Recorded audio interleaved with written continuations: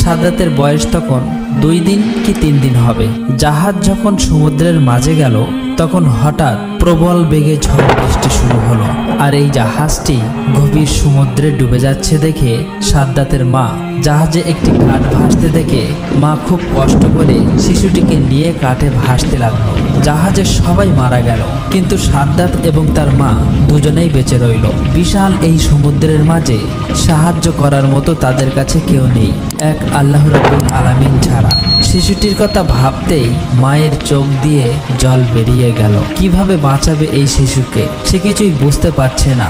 অস্থিরতার কালো মেঘ ছেয়ে যায় তার সমস্ত হৃদয়ে। এমন সময় আল্লাহ রাব্বুল আলামিন আজরাইল ফেরেশতাকে ডেকে বলল, হে আজরাইল, যাও ওই গভীর সমুদ্রের মাঝে মা ও শিশু দুজনেই বেঁচে আছে, তাদের মধ্য থেকে এখনই মায়ের জান কবজ করে নিয়ে আসো। আজরাইল ফেরেশতা হুকুম পাওয়া মাত্র বিশাল সমুদ্রের মাঝে এসে দেখলো মা তার শিশুকে আদর করছে, দুধ খাওয়াচ্ছে, শিশুকে বাঁচানোর আপ্রাণ চেষ্টা করছে। এটা দেখে আজরাইল ফেরেশতার একটু দুঃখ হলো। সে মনে মনে বলল, হে আল্লাহ, এখনই তো মায়ের জান কবজ করব, কিন্তু এই শিশুটির কি হবে? তারপর এক বুক ব্যথা নিয়ে মায়ের জান কবজ করে আজরাইল ফেরেশতা চলে এলো। আল্লাহ তাআলার আদেশে সমুদ্র শান্ত হয়ে গেল।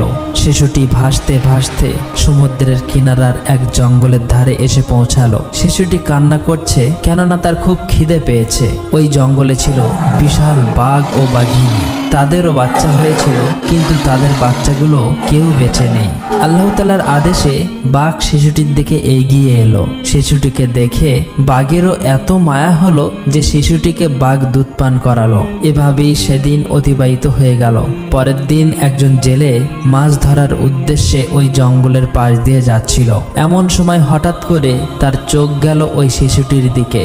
শিশুটিকে দেখে তার খুব মায়া হলো। সে বলতে লাগলো, হে আল্লাহ, কি সুন্দর দেখতে এই বাচ্চাটি, জানি না এই বাচ্চাটি কার, এমন জায়গায় কিভাবে বাচ্চাটি বেঁচে আছে, তার তো খাবার কিছু নেই, জানি না কোন মায়ের এই সন্তান। এসব কথা ভাবতে ভাবতে তার এত মায়া হলো, শেষ পর্যন্ত সে বাচ্চাটিকে তুলে নিল এবং বাচ্চাটিকে নিয়ে আপন গোত্রের সর্দারের কাছে নিয়ে আসলো। তাদের সর্দার শিশুটিকে দেখে খুবই মুগ্ধ হলো এবং বলল, এই শিশুটি তুমি কোথায় পেয়েছো? তুমি কি জানো এর মা বাবা কোথায় আছে? আমাদের উচিত তার মা বাবার কাছে দিয়ে দেওয়া। তখন লোকটি বলল, সর্দারজি, আমি জঙ্গলের পাশ দিয়ে যাবার সময় দেখলাম জঙ্গলের মধ্যে একটি গাছের নিচে বাচ্চাটি ক্রন্দনরত অবস্থায় আছে। আশেপাশে তার কেউ ছিল না, মনে হয় তার মা বাবা ইন্তেকাল করেছে। তাকে দেখে আমার খুব মায়া হলো, এই জন্যই আপনার কাছে নিয়ে আসলাম। তখনই সর্দারজি বলল, ঠিক আছে, আমারও কোনো সন্তান নেই, এই শিশুটির দায়িত্ব আমি নিলাম। আজ থেকে আমি এই শিশুটিকে লালন পালন করব। এভাবেই শিশু সাদ্দাত বড় হতে লাগলো। বাচ্চাটির বয়স 8-9 বছর বয়সে উপনীত হলে অন্যান্য বাচ্চাদের সাথে সেও মাঠে খেলা করতে যেত। অন্যান্য বাচ্চাদের মধ্যে সে ছিল খুবই সুন্দর এবং স্বাস্থ্যবান। তার মায়াময় চেহারা সকলকে আকর্ষণ করত। সে ছিল খুবই স্বাস্থ্যবান এবং চালাক। তার ছিল ভীষণ সাহস। একদিন সে মাঠে খেলা করছিল, তারপর হঠাৎ সে দেখলো কিছু সৈন্য পার্শ্ববর্তী রাস্তা দিয়ে এগিয়ে চলছে। এটা দেখে সবাই ভয়ে পালিয়ে গেল, কিন্তু বাচ্চা সাদ্দাত সেখানেই দাঁড়িয়ে ছিল। সৈন্যদের মধ্যে একজনের চোখ অন্ধ ছিল। সে জানতো অন্ধত্ব দূরীকরণে সুরমা একটি মহা ঔষধ, তাই সে যখন যেখানেই যেত সুরমার খোঁজ করত। রাস্তার পাশ দিয়ে যাবার সময় ওই অন্ধ সেনা একটি সুন্দর কৌটার অনুসন্ধান করলো। সেটি তুলে দেখলো এটি সুরমার কৌটো। এতে করে সে অনেক খুশি হলো। সৈন্যটি কৌটো খুলে তার চোখে সুরমা লাগাতে যাবে, এমন সময় আরেকজন সৈন্য বলল, আপনি চোখে লাগানোর আগে সুরমাটি পরীক্ষা করুন, এই সুরমার মধ্যে ক্ষতিকর কিছু তো থাকতে পারে। তখন সে বলল, কিভাবে পরীক্ষা করব? এবার অন্য একজন সৈন্য বলল, ওই দেখুন, ওই যে বাচ্চাটি দাঁড়িয়ে রয়েছে, ওকে দিয়ে পরীক্ষা করুন। এবার ওই সৈন্যটি তাকে বলল, তুমি এখানে দাঁড়িয়ে আছো কেন? এদিকে এসো। বাচ্চাটি তাদের ভয় না করে এগিয়ে এলো এবং বলল, আমাকে ডেকেছেন কেন? আমি তো কিছুই করিনি। সৈন্যটি বলল, এই সুরমাটি তুমি চোখে লাগাও তো। বাচ্চাটি ভয় না করে সুরমা চোখে দিল। সুরমা চোখে দেওয়া মাত্রই তার অন্তর চক্ষু খুলে গেল। দুনিয়ার সমস্ত বস্তু তার দৃষ্টিগোচর হতে লাগলো। এমনকি জমিনের নিচে থাকা সমস্ত স্বর্ণ, রূপা, হিরে আরো সমস্ত দামি দামি খাজনা দেখতে পেল। বাচ্চাটি ছিল খুবই চালাক, শুধু চালাক নয়, প্রতারক। বাচ্চাটি মনে মনে বলল, এইসব কথা এদেরকে বলা যাবে না, আমাকে অন্য কিছু বলতে হবে। অন্যদিকে এক সৈন্য বলল, কি ব্যাপার, তুমি কিছুই বলছো না কেন, কি হয়েছে তোমার? আর তখনই বাচ্চাটি মিথ্যা অভিনয় করে কাঁদতে কাঁদতে বলল, সুরমা লাগানোর ফলে চোখে মারাত্মক ব্যথা অনুভব হচ্ছে, আমার চোখ জ্বলে যাচ্ছে, এখন আমি কি করব? আপনারা আমাকে কি চোখে দিয়েছেন? এই কথা শুনে একজন সৈন্য অন্ধ ওই সৈন্যকে বলল, মনে হয় সুরমায় কোনো ভেজাল মিশ্রিত আছে, এটা ওই আসল সুরমা নয়। এরপর তারা সুরমার কৌটা ফেলে ভয়ে ওই স্থান ত্যাগ করলো। বাচ্চাটি দ্রুত ওই সুরমার কৌটা নিয়ে বাড়িতে চলে এলো। বাড়িতে এসে তার বাবার নিকট বলল, বাবা, আমি এমন এক জিনিস পেয়েছি যেটা দিয়ে খুব তাড়াতাড়ি আমরা রাজা হয়ে যাব। তখন তার বাবা বলল, কি এমন পেয়েছো? তখন বাচ্চাটি বলল, বাবা, আমি এমন এক সুরমা পেয়েছি যেটা চোখে লাগালে জমিনের নিচে সমস্ত স্বর্ণ, রূপা, হিরে, মণিমুক্তা সবকিছু দেখতে পাই। তখন বাবা বলল, বড় আনন্দের কথা শোনালে বাবা, তোমার কোনো ভয় নেই, আমার অনেক লোকজন আছে, আরো আছে অসংখ্য ঘোড়া ও গাধা, তুমি চোখে সুরমা লাগিয়ে চলো, তুমি যেখানেই স্বর্ণ, রূপা, খাজানা দেখতে পাবে তখনই আমাদেরকে বলবে, আমরা উঠিয়ে নেব। এভাবেই 10 বছর পর বাচ্চাটি যখন পূর্ণ যুবকে পরিণত হলো, তখন হঠাৎ একদিন সর্দার মৃত্যুবরণ করলো। সর্দারের মৃত্যুর কিছুদিন পর একজন বলল, এখন আমাদের সর্দার কে হবে? অপরদিকে থাকা একজন ব্যক্তি বলল, যেহেতু আমাদের সর্দার তাকে লালন পালন করে বড় করে তুলেছে, তাই এই যুবককে সর্দার করা হোক। সবার অনুমতিতেই এই যুবককে সর্দার করা হলো। কিছুদিন পর যুবক সাদ্দাত অনেক অহংকারী হয়ে গেল, কারণ তার কাছে প্রচুর ধন সম্পদ ছিল। সে কারো পরোয়া করত না, এমনকি দেশের বাদশাকেও সে পরোয়া করত না। এভাবে কয়েক বছর পর তার প্রশিক্ষণ প্রাপ্ত সৈন্য দ্বারা দেশের বাদশাকে পরাজিত করে সে নিজেই দেশের বাদশার সিংহাসনে আরোহণ করলো। এক রাষ্ট্রীয় ক্ষমতা নিজের হাতে তুলে নেয়।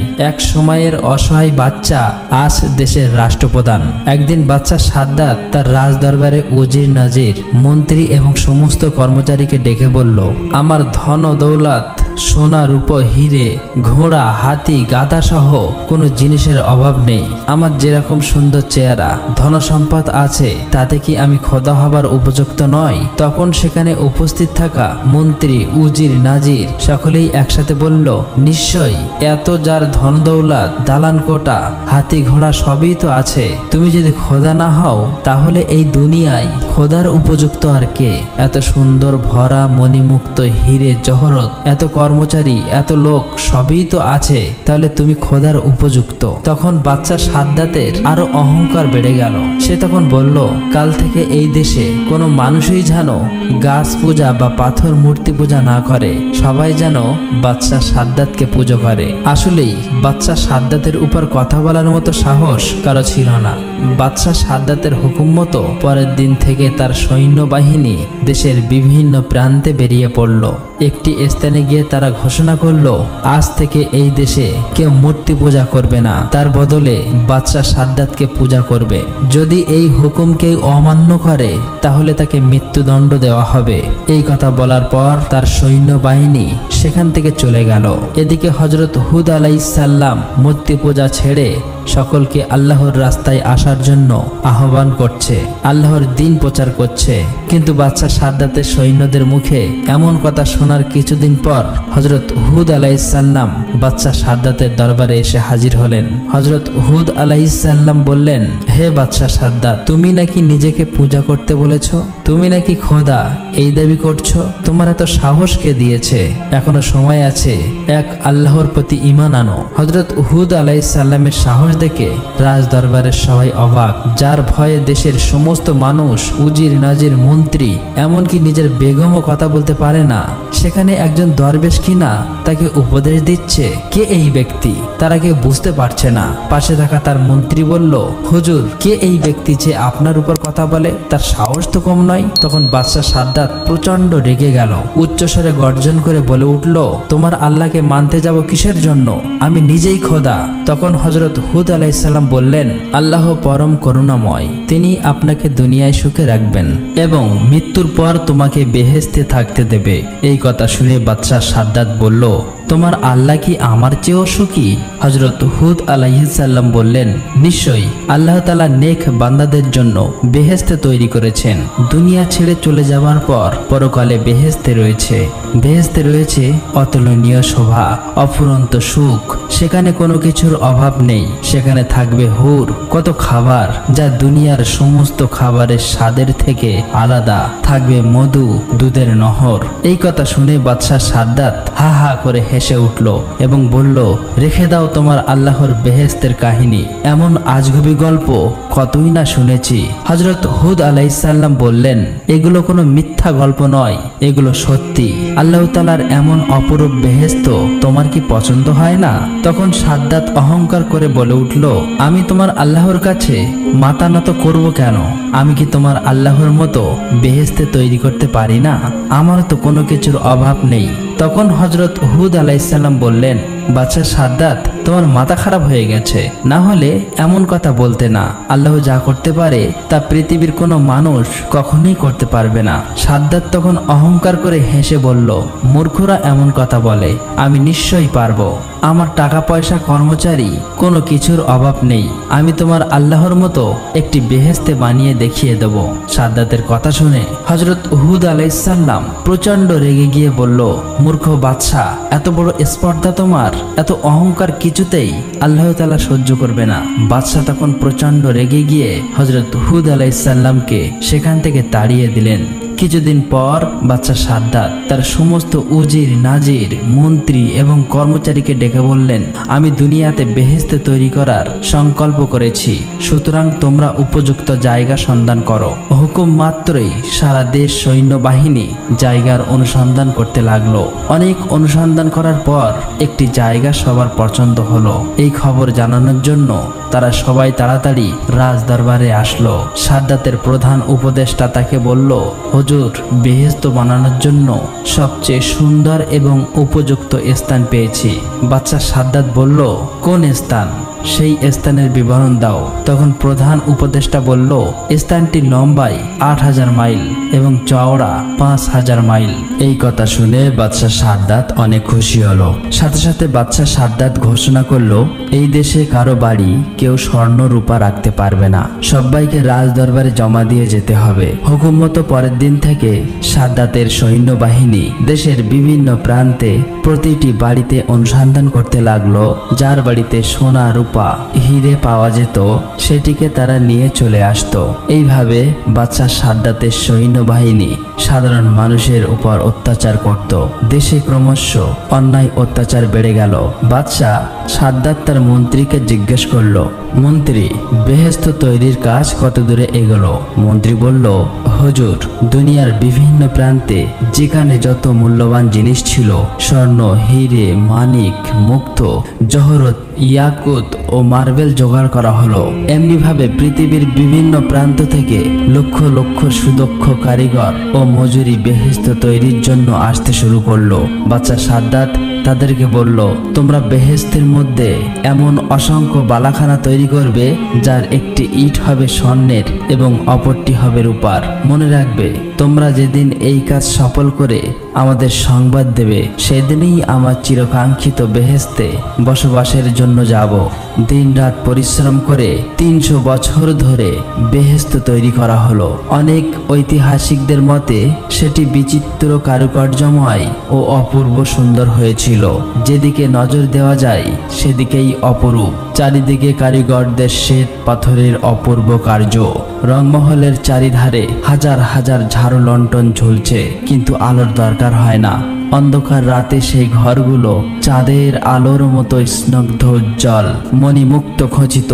ঘরের মেঝে সজ্জিত রয়েছে, মেঝের উপরে রয়েছে নানান রকমের সুন্দর সুন্দর ফুলদানি। ঘরের চারিদিক থেকে আতর, গোলাপ, মেশকি, আম্বারের খুশবু ছুটছে।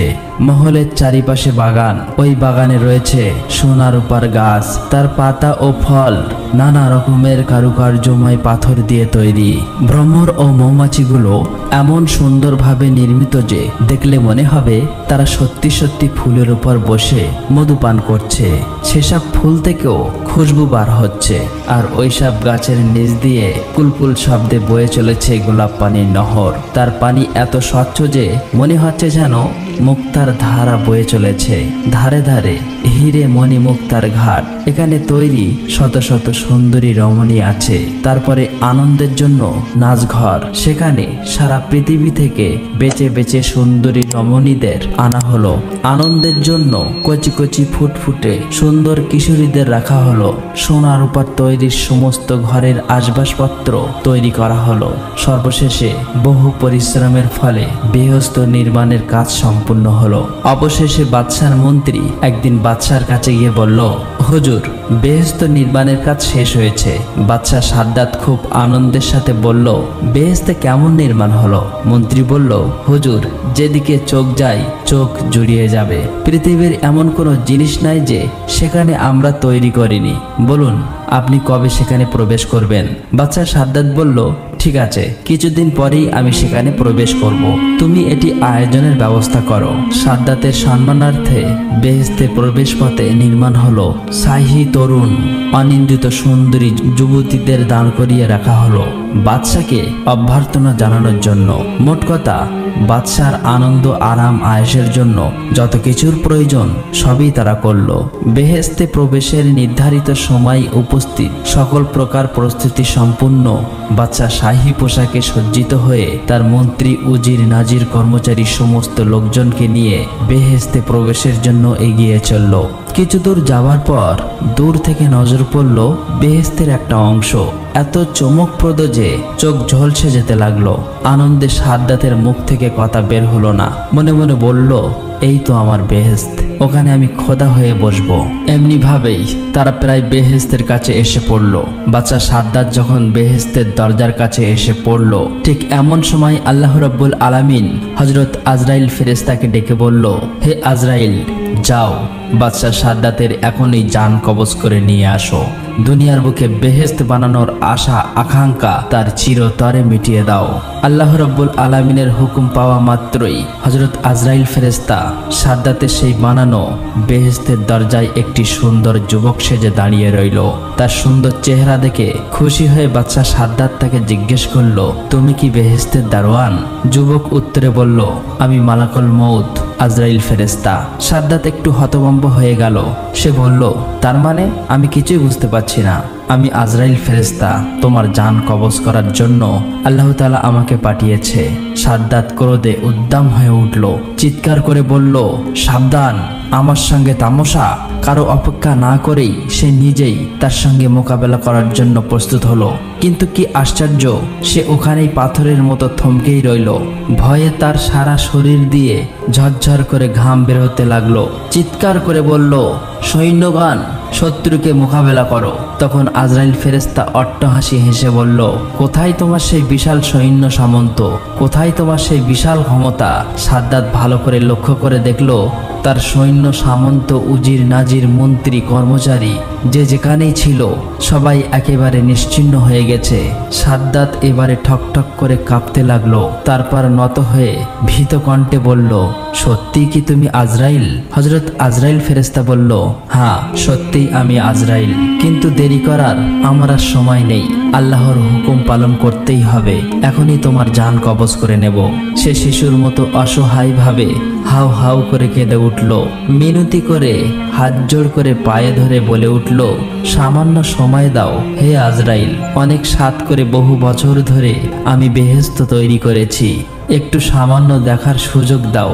তীব্র গর্জন করে হযরত আজরাইল ফেরেশতা বলল, খবরদার, এক পাও এগিয়ে আসবে না। সাদ্দাত হাউমাউ করতে শুরু করে দিল। সেই অবস্থাতেই হযরত আজরাইল ফেরেশতা তার জান কবজ করে চলে গেল। তারপর হঠাৎ একটা ভয়ঙ্কর এবং ভীষণ আওয়াজে সাদ্দাতের তৈরি সেই স্বাদের বেহেশত একেবারে মাটির সঙ্গে মিশে গেল। পৃথিবীর জমিনে তার আর কোনো চিহ্ন রইল না। পৃথিবীর জমিনে অহংকারের ফল কিরূপ হয় সেটা শুধু রয়ে গেল মানুষের মনে।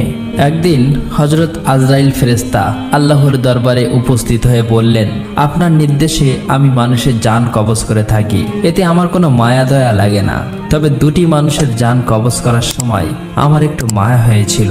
তার মধ্যে একজন হলো ওই মহিলা যে বিশাল সমুদ্রের মাঝে জাহাজ ডুবে যাওয়ার পর আপন শিশুকে নিয়ে একটি কাঠের উপর ভাসছিল, আর তখনই আপনি তার জান কবজ করার জন্য নির্দেশ দিয়েছিলেন। আমার তখন বাচ্চাটির জন্য বড়ই মায়া হয়েছিল যে এই শিশুটির অবস্থা এখন কি হবে, কে তাকে দুধ খাওয়াবে, দেখাশোনা করে বড় করে তুলবে। আর একজন হলো এই বাদশা যে কয়েকশো বছর ধরে সাধনা করে একটি মনোরম বেহেশত বানিয়েছিল। অতঃপর সে যখনই ওই বেহেশতে প্রবেশ করতে গেল, ঠিক তখনই আমাকে আপনি জান কবজ করার আদেশ দিলেন। আমার তখন বড়ই খারাপ লাগছিল, এই জন্য যে সে তার নির্মিত বেহেশতকে এক পলকের জন্য দেখে যেতে পারল না। হযরত আজরাইল ফেরেশতার এমন কথা শুনে আল্লাহ রাব্বুল আলামিন বললেন, হে আজরাইল, যে বাদশার জন্য তোমার মায়া দয়া হলো, যার জন্য তুমি আফসোস করছো, সে তো ওই শিশুটি ওই বিশাল সমুদ্রের মাঝে জাহাজ ডুবে যাবার পর যার মায়ের জান কবজ করতে তোমার মায়া হয়েছিল। হে আজরাইল, তুমি কি জানো না যে শিশুটি বড় হয়ে আমার নাফরমানি করেছে, অহংকার করেছে, আল্লাহ তাআলার অস্বীকার করেছে, আল্লাহর হুকুমের বিরোধিতা করেছে। তাই আমি তার বেহেশতে পা রাখার সুযোগ দেইনি, বরং তার ভিতরে প্রবেশের আগেই সব ধ্বংস করে দিয়েছি। প্রিয় দর্শক, এই ঘটনা থেকে আমাদের শিক্ষা নেওয়া উচিত, আল্লাহর নিয়ামতকে অস্বীকার করলে, অহংকার করলে এর পরিণতি খুবই খারাপ হয়। আমরা এই পৃথিবীতে আল্লাহর নিয়ামতের মাঝে ডুবে থেকেও অহরহ নাফরমানি করে চলেছি, আল্লাহর হুকুমের বিরুদ্ধে আচরণ করছি। এই সমস্ত জিনিসকে আমাদের বর্জন করতে হবে। সকল খারাপ কাজ ছেড়ে দিয়ে সহজ সরল পথে চলার চেষ্টা করা উচিত। আল্লাহ তাআলা যেন আমাদের সকলকে হিংসা, অহংকার, সুদ, ঘুষ, হারাম আরো সকল প্রকার খারাপ কাজ থেকে দূরে সরিয়ে রাসূল সাল্লাল্লাহু আলাইহি ওয়াসাল্লামের দেখানো পথে চলার তৌফিক দান করুক। আমিন।